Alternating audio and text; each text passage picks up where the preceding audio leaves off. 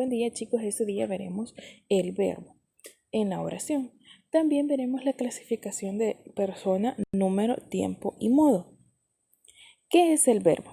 El verbo es una parte variable de la oración que desempeña la función del núcleo del predicado. Nosotros sabemos y nos han enseñado que el verbo es el que realiza la acción, ¿verdad? Vamos a ver unos ejemplos.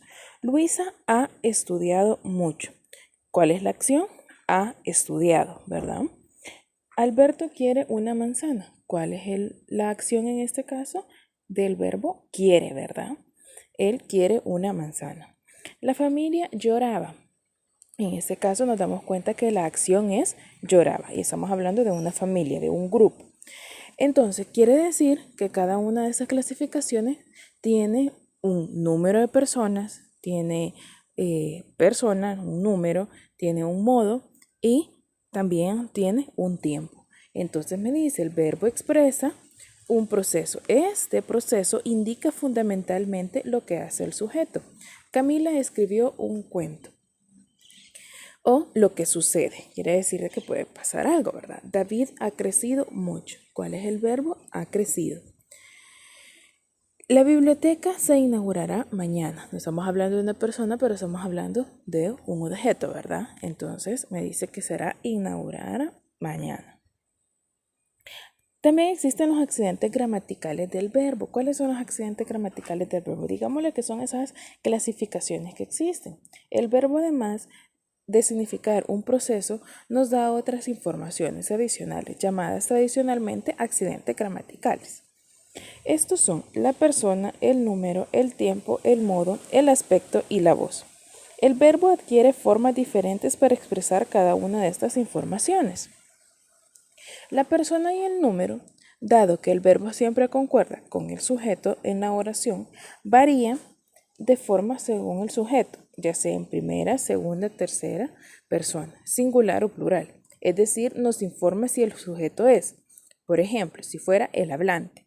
Si decimos en un verbo yo iré, o sea, del verbo ir, o un grupo de personas entre las que se está incluido, podemos decir nosotros iremos. Entonces estamos hablando en primera persona, ¿verdad? Juan, Pedro y yo iremos. Ustedes y yo iremos. Decimos entonces que el verbo se expresa en primera persona del singular o plural, según el caso. Si yo digo yo iré, estamos en plural, ¿verdad? Y si yo digo, estamos en singular, perdón. Y si yo digo nosotros iremos, estamos en singular, en plural. Entonces vamos, el interlocutor, es decir, aquella persona a quien se dirige el hablante. Tú estudias, vos dormirás aquí. En este caso decimos que el verbo se expresa en segunda persona del singular o del plural respectivamente. Si yo digo tú estudias, sabemos que es segunda persona del plural. Si nosotros decimos ustedes comerán aquí, estamos hablando en segunda persona del singular.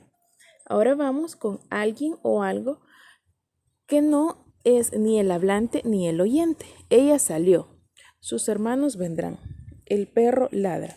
El verbo entonces se expresa tercera persona. Entonces también puede estar clasificado en singular o plural. Si yo digo ella salió, me refiero en plural, ¿verdad? Si yo digo sus hermanos vendrán, es en singular.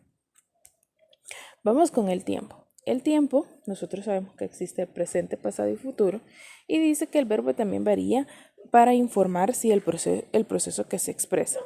Si yo digo ocurrió en una época pasada, no lo conozco como pasado, sino que lo conozco como pretérito. Entonces pueden ser verbos como canté, hemos cantado.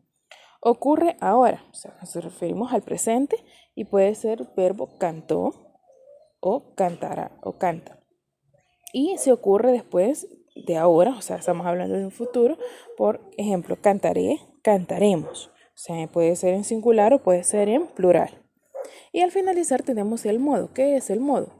El verbo varía de modo para información sobre el punto de vista del hablante ante el proceso de acción que expresa. Si es en el indicativo, el hablante limita a exponer el proceso objetivamente, es decir, es neutral entre lo que dice, o sea, no expresa nada más, solo de una sola vez una idea. Estudio 2 horas diariamente. Llegaremos a las 3 de la tarde. han tenido muchos problemas. Entonces, el indicativo solo expresa como el verbo estudio, llegaremos, han tenido. Entonces, solo expresamos a una manera simple. Ahora está el subjuntivo. ¿Qué es el subjuntivo? El hablante expresa su punto de vista, es decir, manifiesta sus dudas, deseos, temores acerca del cumplimiento del proceso. Y acá tenemos, quizás vaya al cine esta tarde. Deseo que me digan la verdad. Si estuviera enfermo, yo lo sabría. Entonces, en este caso, en el subjuntivo siempre se expresa como una duda o como algo que uno quisiera.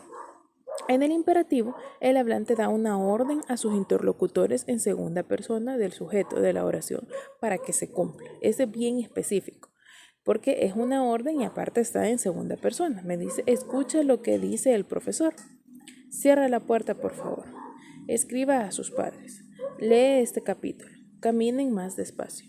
Cada una de estas variaciones que sufren el verbo para indicar la persona, el número, el tiempo y el modo del proceso que expresa constituye una forma verbal. Quiere decir que todas esas clasificaciones que hemos visto constituyen la forma verbal del verbo.